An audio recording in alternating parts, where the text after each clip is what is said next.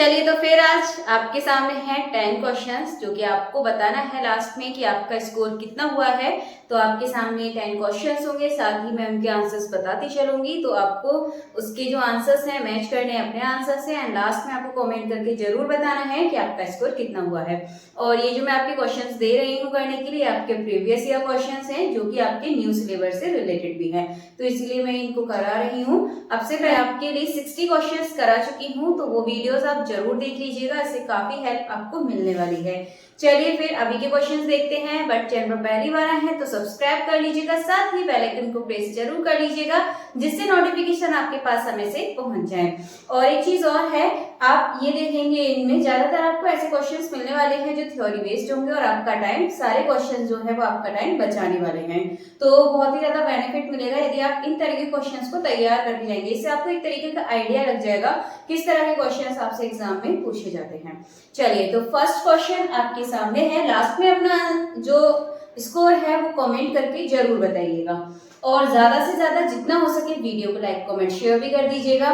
चलिए तो first question आपके सामने है, a continuous function v r की power n tends to r is said to wave readily unbounded if options आपके सामने है v0 not equals to 0, v0 is equals to 0, या फिर v0 is equals to infinite, या फिर v0 is equals to 1। तो इसका आपका जो करेक्ट आंसर है ये हो जाएगा आपका डायरेक्टली 2। तो इसके लिए आपको याद रखना है अनबाउंडेड के लिए क्या हो जाएगा, v0 इज इक्वल्स टू 0। चलिए ये समझ आ गया होगा। अब बढ़ते हैं क्वेश्चन नंबर 2 की तरफ। तो नेक्स्ट क्वेश्चन देख लेंगे।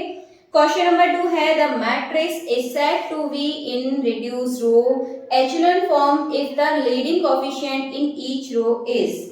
तो ऑप्शंस है any number, zero, any variable, या फिर ओनली नॉन जीरो नंबर। तो बताइए इसका जो आंसर होगा वो क्या होगा।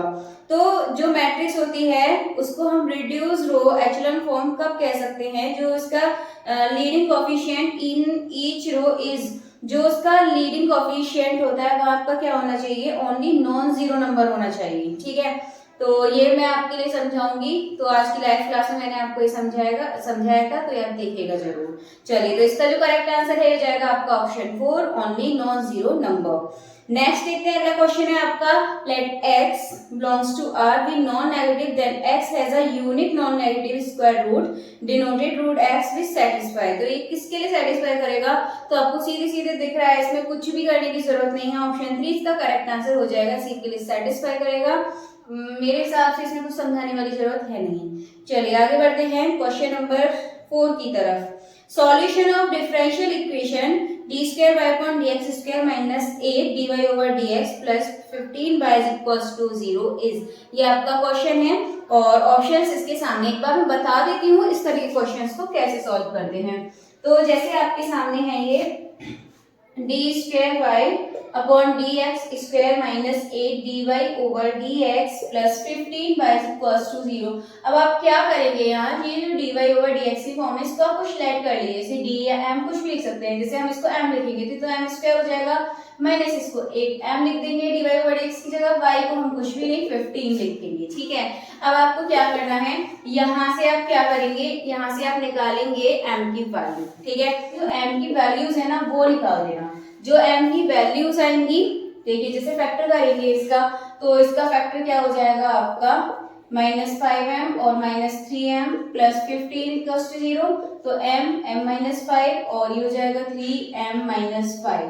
इतना करने के बाद एक तो आ जाएगा m माइनस 3 यानी कि m इक्वल्स टू 3, दूसरा आ गया m इक्वल्स टू 5। बस आपको ये ध्यान रखने हैं। तो इसको हम लगा देंगे यहाँ पर c की फॉर्म में, c1 e की पावर एक तो आ जाएगा आपका 3x प्लस दूसरा c2 e की पावर दूसरा आपका ये 5x। ठीक है, ये बहुत ही आसान सा था, तो ऑप्शन आप मैच कर सकते हैं।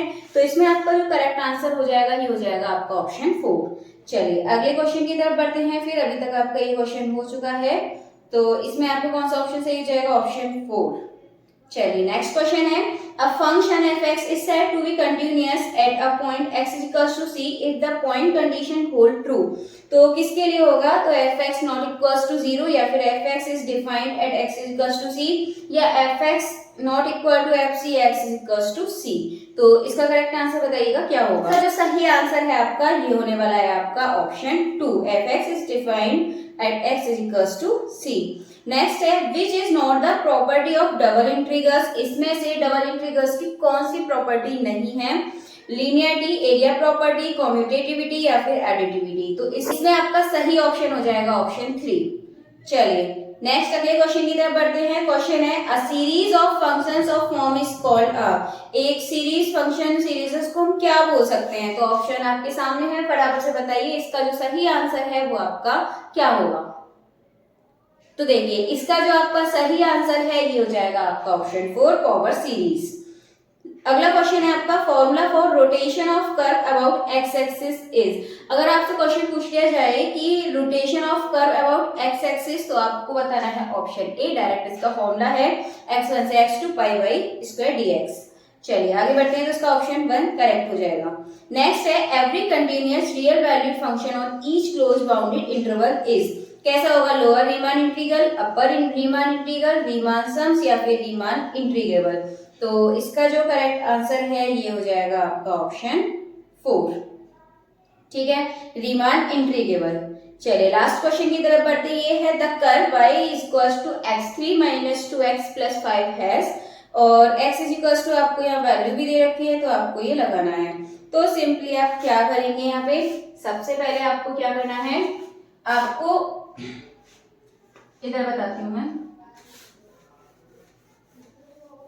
चलिए इस क्वेश्चन के लिए आप क्या करेंगे, जो लास्ट वाला क्वेश्चन है इसके लिए आपको करना है, जैसे इक्वेशन है x3 माइनस 2x प्लस 5, तो निकालना है इसका डबल डेरिवेटिव। जब डबल डेरिवेटिव निकालेंगे, यदि आपका ये 0 से बड़ा होता है तो इसके लिए आपका ये कॉन्वेक्स हो जाएगा लेकिन डाउन, और यदि आपका ये क्या आता है लेस देन 0 आएगा तो ये हो जाएगा आपका अप, कॉन्वेक्स अप। तो इतना आपको ध्यान रखना है। तो इसका आपका सही आंसर क्या हो जाएगा, जब आप इसमें वैल्यू निकालेंगे तो आपकी जो dy ओवर dx यानी कि डबल डेरिवेटिव की जो 0 वैल्यू है वो आपकी 0 से बड़ी आएगी। तो इस वजह से जो इसका आंसर है ये हो जाएगा आपका कॉन्वेक्स डाउन शेप, यानी कि ऑप्शन 2 इसका करेक्ट आंसर हो जाएगा।